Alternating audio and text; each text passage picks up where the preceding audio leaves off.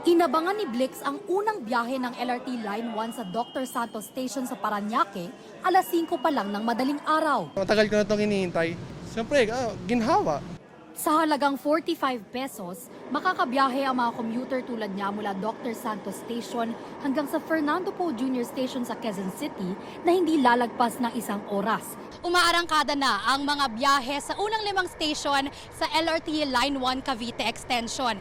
10 minutes lang tumagal ang aming biyahe mula sa Dr. Santos Station patungo rito sa Redemptorist Asiana Station sa Parañaque na karugtong ng Baclaran Station. Ang mga bagong bukas na station sa LRT 1 Cavite Extension, Dr. Santos Station, Ninoy Aquino Station, Asia World PITX Station, MIA Station at Redemptorist Station. LRT1 serves 323,000 passengers daily. No? So pagdagdag nitong 5 stasyon, we expect additional 80,000 riders in our first year of operations.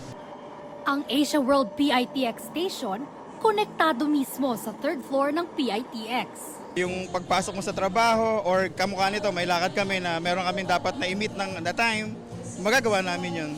May 3 pang station sa Las Piñas at Cavite na nakabinbin sa Phase 2 ng LRT 1 Cavite Extension Project. Ito po, yung right-of-way ay inaayos pa ng ating mga partners sa government.